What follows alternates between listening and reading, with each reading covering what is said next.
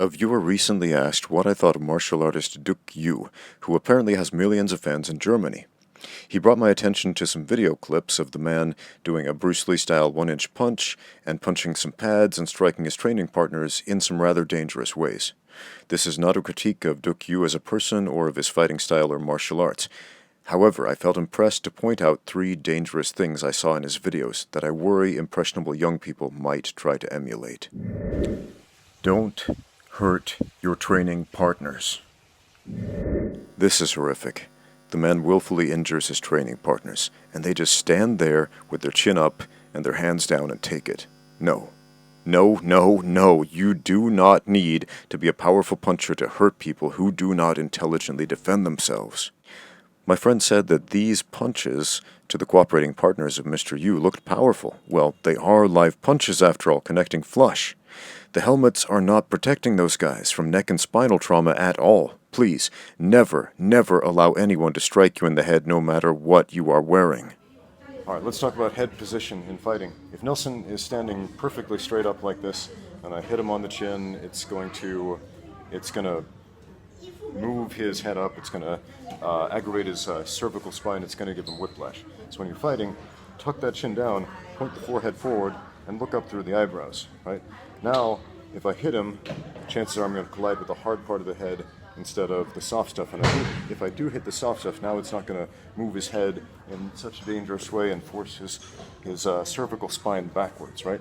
So we're going to keep the chin forward, hands up, right? So if he does throw a punch, right, and it does connect, right, the hands are protecting the soft stuff, and the only exposed part is your frontal bone, one of the hardest structures on the human body.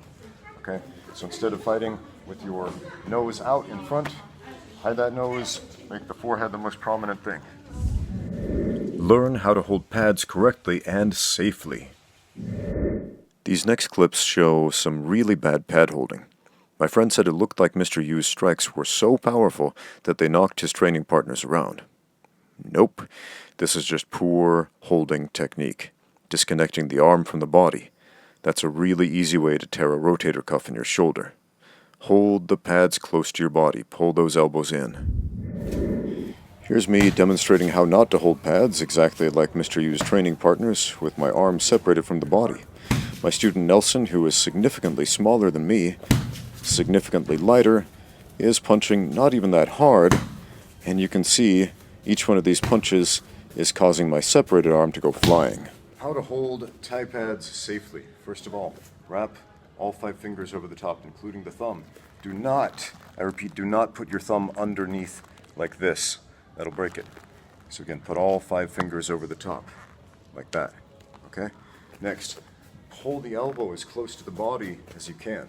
If the elbow is separated from the body and somebody hits that, it's going to send your arm flying back and damage your shoulder. So elbows close to the body, whether you're holding for a punch or for a kick. If you're holding for a kick, pinch the top of the pads together, pinch the bottom of the pads against your torso, pull the elbows in really tight. So as opposed to holding the pads away from you like this, where they're going to ricochet and rebound, hold them tight to you. And again, when I hold for a punch, Nelson, throw a punch right here, please. Notice I'm holding very tight to the body, but if I'm not, if my arm's separated out here, Nelson, throw a punch now. Okay, my arm is going to buckle. So again, tight elbows, strong position. Elbows out here, weak position. Pad holding is a skill set, exactly the same way as fighting. You need to practice it if you want to be good at it. You'll notice now that I'm pulling the elbows into the body, Nelson is free to punch and kick as hard as he wants. Now, I could hold pads for somebody significantly larger and stronger than me, somebody who can punch a lot harder than I can, and I do on a regular basis. If your pad holding is good, if your frames are correct, you can take some enormous blows. Martial arts is not magic. The third alleged demonstration of Mr. Yoo's power came in the form of the old one-inch punch trick that has given martial artists false confidence for decades. While it's not as immediately damaging as head trauma or a torn shoulder, false confidence in ineffective fighting methods can certainly lead someone to get in over their heads and attempt to solve problems with violence that they have no actual mastery over. In other words, Do that, and you'll get beat up by people who actually know how to fight. If you're not familiar with the 1-inch punch trick, I'll show you how to do it.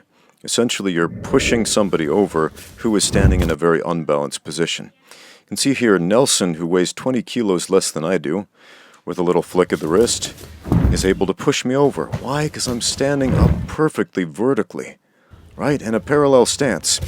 He is standing in a forward stance with his weight committed forward. It's a very powerful, strong, rooted position.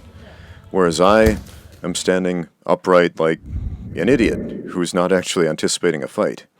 Now, you'll notice when we both assume the same stance, that forward stance, we're not able to knock each other across the room anymore. Why? Simple physics, man. Simple biomechanics. Plant your feet properly, get in a good fighting stance, you're not going to get knocked around.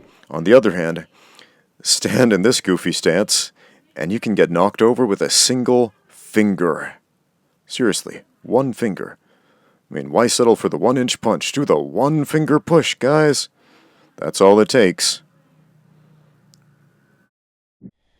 So to recap, don't let people punch you in the head, learn how to hold pads correctly, and don't believe everything you see on the internet.